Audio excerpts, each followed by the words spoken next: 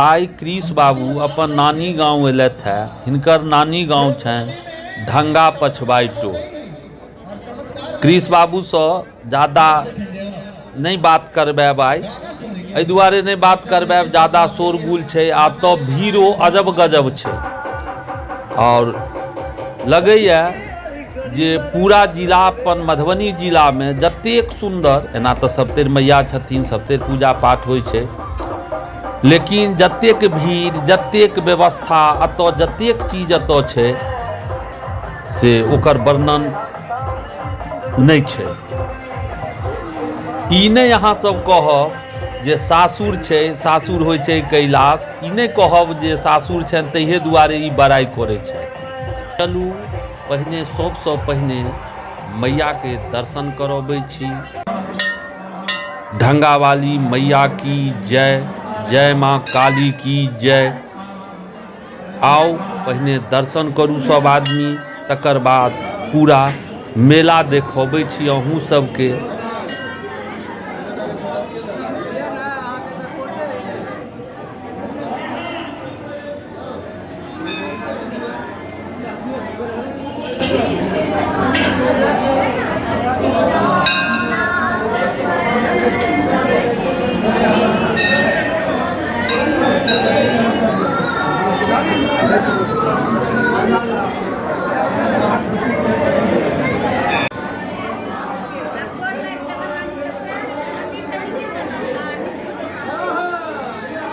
चलू आब अहाँ सबके मेला घुमबै छी।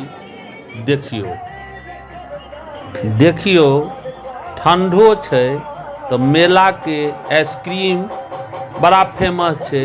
धिया पुता सब हल्ला करऽ लगे छै, ना तो नीक हमरो लगैया, धिया पुता के की कहबै।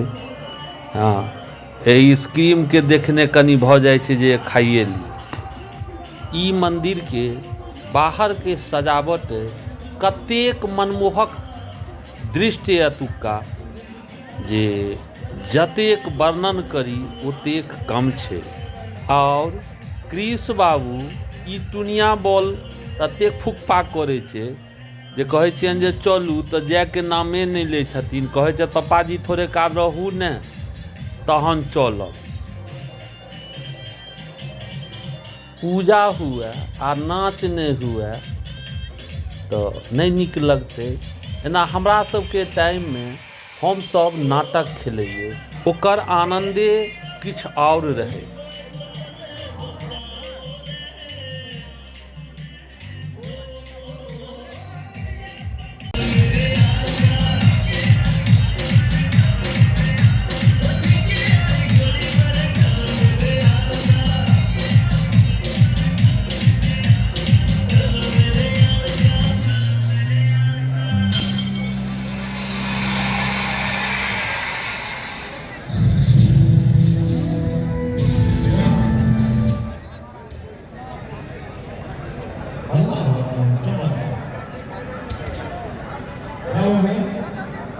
आब देखू सिंगारक सबके दुकान।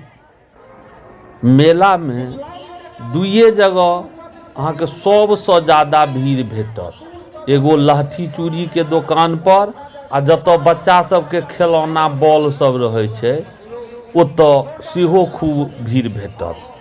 बच्चा सब पकड़ पकड़ के माय बाप के लऽ जाइ छै, ई कीन दे, ई कीन दे, ई कीन दे। हमरो कृष बाबू एक झोरा खिलौना लेला आ हुनका तैयो संतोष नहीं होइ छलनि हैं। आ ओहो खिलौना में खाली गाड़िए सब लेला, अहाँ के रंग बिरंग के गाड़ी सब लेला। एक बेर अहाँ सब फेर से दर्शन मैया के कऽ लिअ। ढंगा वाली मैया की जय। अते वीडियो के समाप्त करै छी।